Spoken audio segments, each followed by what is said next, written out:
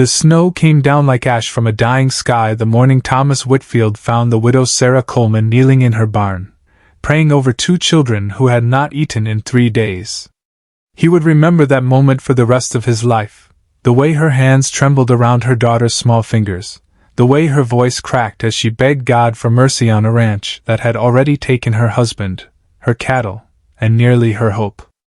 Thomas stood in the doorway with snow melting on his shoulders, a stranger with nothing to his name but a horse, a rifle, and a debt to the past he could never repay. And in that instant, without knowing why, he said the words that would change everything. "Give my kids milk, I'll fix your ranch." If you believe in kindness, faith, redemption, and second chances, I invite you to like, comment, share, and subscribe before we continue, because this story carries all of that and more. The winter of 1887 had settled over the Wyoming Territory like a judgment. Snow buried the fence lines, and the wind howled through the mountains with a fury that made even hardened ranchers stay indoors. Sarah Coleman's ranch, once thriving under her late husband Nathaniel's care, had become a skeleton of what it used to be. Nathaniel had died the previous spring, thrown from his horse while chasing strays into a ravine, leaving Sarah alone with 2 children, a boy named Josiah, barely 7, and a girl named Grace, just 5, and a herd reduced to a handful of starving cattle. The barn roof had caved in during the autumn storms, the well had frozen twice already, and the last of the flour had run out a week before Thomas arrived. Thomas Whitfield was a drifter in the truest sense, a man who had spent the better part of a decade wandering from one territory to another, taking work where he could find it, and leaving before anyone learned too much about him. He carried a past that weighed heavier than any saddlebag, a past that included a brother he had failed to protect, a debt of blood he had never settled, and a guilt that followed him like his own shadow across every mile of dust and prairie he crossed. He had ridden into the small settlement of Miller's Creek that morning looking only for a meal and a place to rest before moving on, but the sight of smoke rising thin and weak from the Coleman Ranch chimney had pulled him off the main road like a rope around his heart. When he knocked on the door, it was Josiah who answered, his face pale and his eyes far too old for a boy his age. Thomas asked if there was work to be had, expecting nothing more than a night's shelter in exchange for chopping wood. Instead, he found a family standing at the edge of ruin, a mother trying to hold together a ranch that was falling apart board by board, day by day, hope by hope. Sarah appeared behind her son, thin from weeks of giving her portions to her children, her dress patched more times than it was whole, but her eyes still carried a fire that refused to be extinguished. She looked at Thomas the way a drowning woman looks at driftwood, with suspicion, but also with a desperate, unspoken plea.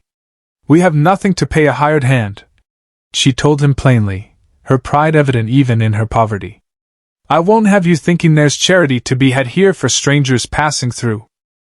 But Thomas had seen the milk cow in the barn, its ribs showing through its hide, and he had seen the way little Grace's cheeks had gone hollow, and something inside him, something buried under years of running and forgetting, rose up and refused to let him ride away. "I'm not asking for pay," he said. "Just let your children have milk, and give me a place by the fire tonight. Come morning, I'll see what I can do about this ranch." Sarah studied him for a long moment, snow gathering on his hat brim, and something in his voice, steady, sincere, carrying none of the false charm of men who wanted something more, made her nod despite every instinct telling her to be careful. That night, Thomas sat by the meager fire and watched as Sarah stretched what little milk remained between her 2 children, refusing a cup for herself even as her own hunger was plain upon her face. He thought of his brother, Andrew, and the winter years ago, when he had failed to bring help in time, when pride and stubbornness had cost a life he could never bring back. He made a silent vow that he would not fail this family the way he had failed his own blood. The following morning, before the sun had fully risen over the frozen ridge, Thomas was already in the barn, assessing the damage with the practiced eye of a man who had worked cattle ranches from Texas to Montana. The roof needed timber, the fences needed mending, and the herd, what remained of it, needed proper shelter if they were going to survive the rest of the winter. He worked from dawn until his hands were raw and bleeding through his gloves, hauling lumber from the tree line, patching the roof with whatever materials he could scavenge, and repairing the well pump with tools he found rusting in the tool shed. Sarah watched him from the window, uncertain whether to trust this stranger's sudden devotion to a ranch that was not his own, but as the days passed and Thomas continued his labor without complaint or request for payment, her uncertainty began to soften into something resembling gratitude, and later, something she was afraid to name.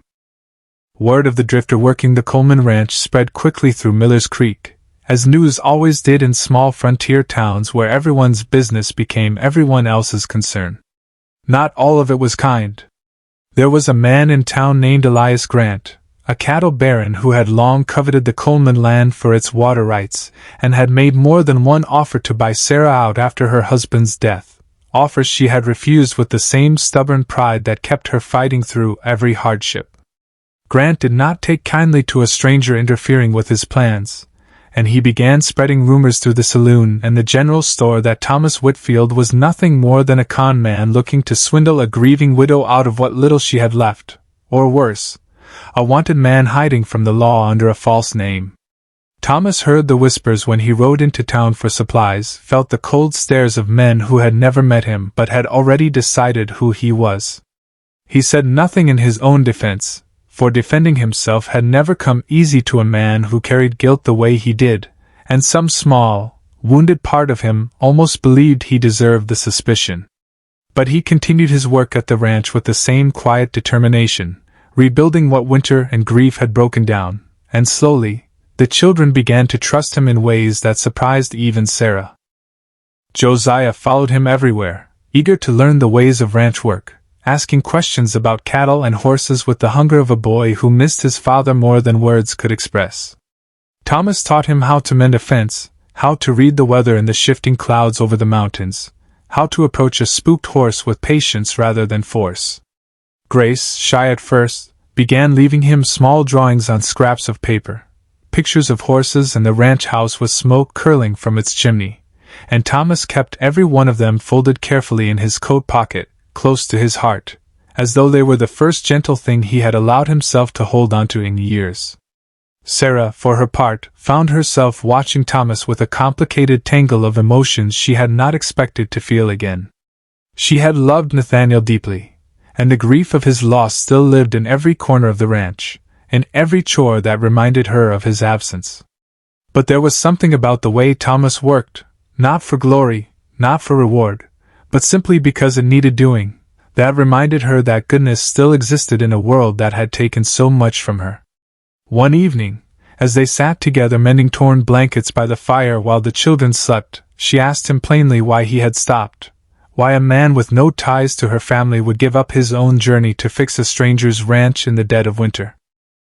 Thomas was quiet for a long moment, the fire crackling between them, before he finally spoke of his brother Andrew, of the ranch they had once run together in Kansas, of the blizzard that had trapped Andrew out on the range while Thomas, young and prideful, had refused to send for help from a neighboring rancher he'd quarreled with, certain they could manage alone. Andrew had not survived the night. Thomas told her that every act of kindness since then felt like a debt he was trying to pay, a debt that could never truly be settled but that he owed to try nonetheless. Sarah listened without judgment, her hand finding his across the small space between them, and in that moment, something unspoken passed between two broken people who understood loss in a way that words could never fully capture. But peace on the frontier rarely lasted long, and the trouble that had been brewing in town finally arrived at the Coleman ranch on a night when the wind screamed loud enough to swallow every other sound. Elias Grant, frustrated by his failed attempts to pressure Sarah into selling and threatened by the growing strength of a ranch he had assumed would fail without a man's guidance, sent 3 of his hired men to the property under cover of darkness. Their intention was to scare the widow into leaving, to burn what remained of the barn and drive off what little livestock had survived the winter, making the ranch worthless and forcing Sarah's hand. Thomas woke to the smell of smoke and the sound of frightened cattle, and he moved through the darkness with a speed born of instinct and desperation. He found the barn already catching flame at one corner, and without hesitation, he waded into the smoke to lead the terrified animals to safety, coughing and half-blind, his hands burning as he worked the latches loose. It was Josiah who spotted the men fleeing on horseback toward the tree line, and it was Sarah, rifle in trembling hands, who stood on the porch and fired a warning shot into the night sky, her voice raw as she screamed for them never to return. The fire was contained before it could consume the entire barn, thanks to Thomas's efforts and a merciful shift in the wind, but the damage was a stark reminder of how fragile their fragile peace truly was. The following morning, Thomas rode into Miller's Creek with fury and resolve carved into his weathered face, seeking out the sheriff, a fair but overworked man named Walter Higgins who had long suspected Elias Grant's underhanded dealings but lacked the proof to act against a man of his wealth and influence. Thomas laid out what had happened, and though he had no direct evidence linking Grant to the attack, his testimony, combined with growing complaints from other small ranchers who had faced similar intimidation, was enough for Sheriff Higgins to finally take action, gathering statements and evidence that had been quietly accumulating for months. The confrontation between Thomas and Elias Grant came not with gunfire, as the tension of the territory might have suggested, but in the sheriff's office, where Grant was forced to answer for the actions of the men he employed. Grant, cornered and exposed before witnesses from the town who had grown weary of his bullying, was made to pay restitution for the damage done to the Coleman Ranch, and warned that further intimidation would result in far harsher consequences. It was not the dramatic justice of dime novels, but it was justice nonetheless, earned through patience, testimony, and the quiet courage of people who had finally decided they would not be frightened into silence any longer. With the threat of Grant diminished and the barns slowly repaired through the combined efforts of neighbors who had come to respect Thomas's dedication to the Coleman family, spring finally began to creep back into the Wyoming territory. The snow melted from the ridges, the grass began to green along the pastures, and the ranch that had once seemed destined for ruin began to show the first signs of true recovery. The cattle herd, nursed back to health through the winter's careful management, began to grow again with the arrival of new calves. Josiah had grown taller and more confident under Thomas's patient teaching, no longer the fearful boy who had answered the door with hollow eyes, but a young man beginning to understand the responsibilities of the land he would one day inherit. Grace had filled out with proper meals and had taken to following Thomas around the property with an adoration that melted whatever hardened defenses remained in his heart. It was on a warm evening in early May, with the sun setting gold over the mountains and the scent of new grass carrying on the breeze, that Thomas finally spoke to Sarah of what had grown in his heart over the months since that snowy morning he had first found her praying in the barn. He told her that he had come to Miller's Creek a man with nothing but guilt and wandering, expecting to leave as he always had, but that something about her strength, her children's resilience, and the quiet grace of a ranch fighting to survive had given him a reason to stay that he had not felt in years. He was not a man of wealth or standing, he admitted, only a man who had learned through loss what truly mattered, but he asked if she might consider building a future together, not out of desperation or convenience, but out of the genuine love that had grown quietly between them through months of shared hardship and healing. Sarah, standing on the porch of the ranch that had nearly broken her, looked out at the land where her husband had once walked, at the children playing near the mended fence line, at the man who had kept his simple promise from that first desperate morning and given so much more besides. She told Thomas that Nathaniel would always hold a place in her heart that no one could replace, but that love, she had come to understand, was not a finite thing to be protected jealously from the world. It could grow again, even from ashes, even from the deepest winter, if given the patience and courage to let it. She accepted his offer with tears that were no longer born of grief alone, but of a hope she had feared she would never feel again. Before we reach the end of this story, I want to ask you, dear viewer, to share in the comments where you are watching from today, and what lesson this story of kindness and second chances has left within your heart.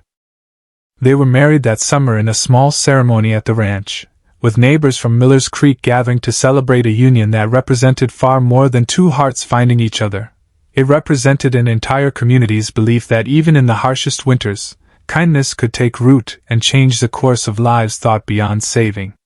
Sheriff Higgins stood as a witness. Elias Grant's influence over the territory diminished as more ranchers found the courage to stand against his tactics, and the Coleman Ranch, Now Whitfield Coleman land in every sense that mattered, flourished under the combined strength of a family rebuilt from loss.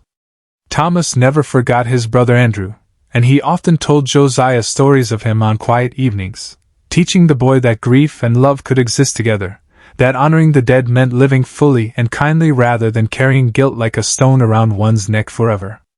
Grace grew into a young woman who never lost her habit of drawing pictures of the ranch, though now she drew a father alongside a mother in every scene, a family made whole not by blood alone, but by choice and devotion. The ranch that Winter had nearly claimed became instead a testament to what a single act of kindness could build. A man who had nothing to give but his labor and his word had given everything, and in return, had received a family, a home, and a redemption he had once believed impossible. If this story of a stranger's kindness, a widow's strength, and a family's second chance touched your heart today, I ask you now to like, comment, share, and subscribe, so that stories like this one can continue to reach hearts that need reminding that hope still lives, even in the coldest winters, and that the smallest acts of kindness can rebuild what seemed forever broken.